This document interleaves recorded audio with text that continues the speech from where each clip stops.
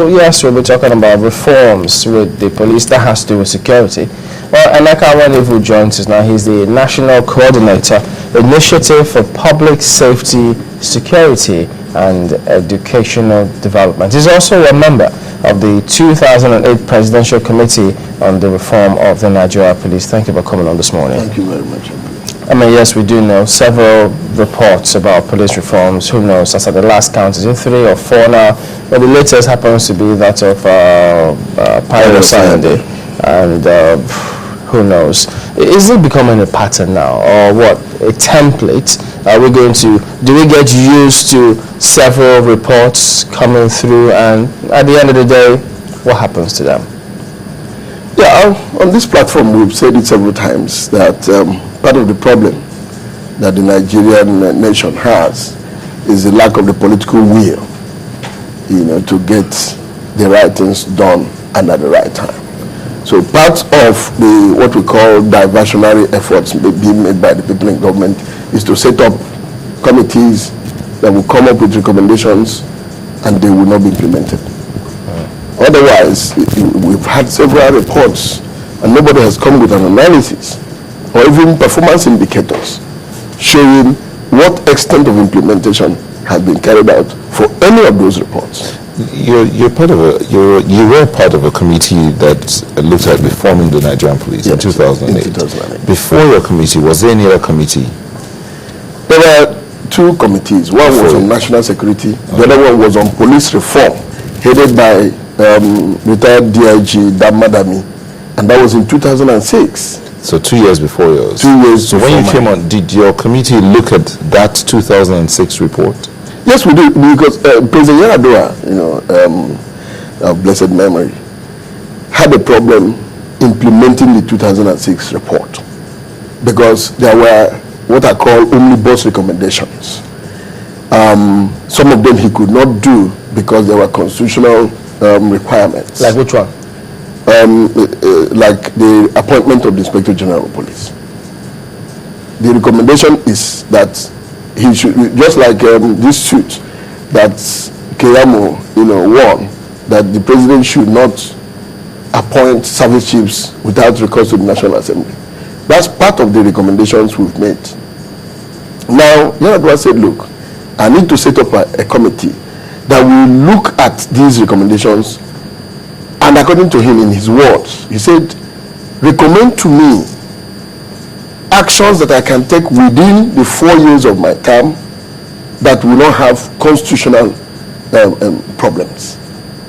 And that's why he justified the setting up of my committee in 2008.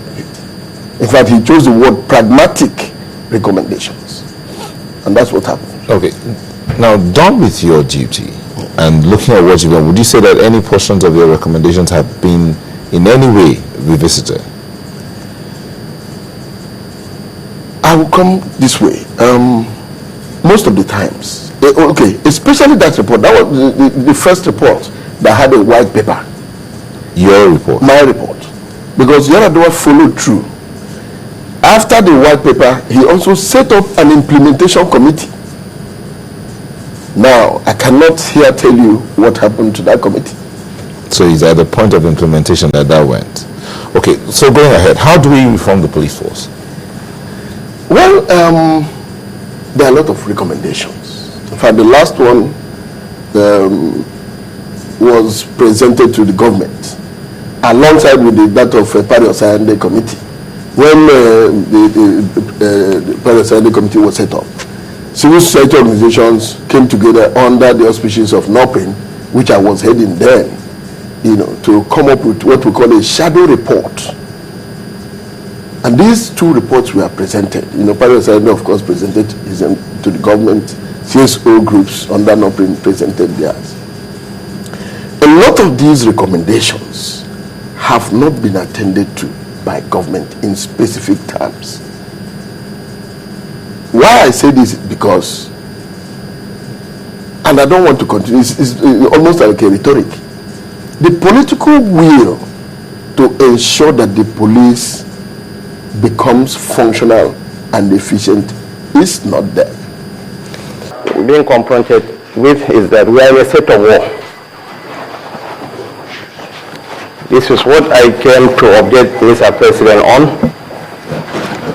And the sooner we stop playing the ostrich and rise up to the challenges of the day and marshal all resources towards neutralizing the antics of the Boko Haram, the better for all of us. But the bottom line is we need more resources, we need more boots on ground. In all fairness to officers and men of the Nigerian army and police, they are doing their best given the circumstances they have found themselves in. But honestly, the Boko Haram are better armed and better motivated than our own troops. And believe me, I'm an eternal optimist, as I've always said, but I'm also a realist. Given the present state of affairs, it's absolutely impossible for us to defeat the Boko Haram. I make it emphatically clear to Mr. President that the Boko Haram are better armed and better motivated. Anybody who is following events in this country can give testimony to the fact that they're having a very smooth cell, overrunning communities, killing people. Have we ever succeeded in thwarting any of their plans? They went to Kokonduga. They did what they wanted to do. They held sway for over 4 or 5 hours before they left. They were in Kauri. They went to Izge. And I don't blame the Nigerian military, honestly. We, the leaders, should be held responsible for a failure of leadership.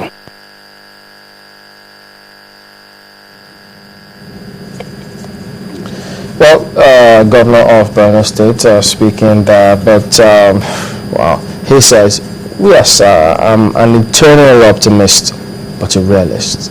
How would you place those comments of his? I'm happy because for the first time in the history of this country, some of our leaders are coming up to accept that there is leadership failure. Coming from a governor, I'm very happy about that. That's one. Two, he also made a very important comment that we should capture, that as it is, a situation where the Boko Haram insurgents are more better equipped and more motivated.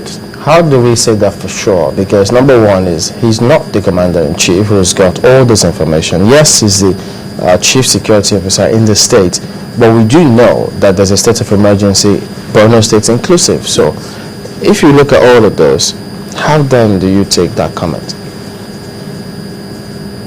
The problem of the Nigerian police, which we have been talking about over these years, led to a situation where the military that is supposed to be protecting Nigeria in terms of external invasion has now been charged with internal security.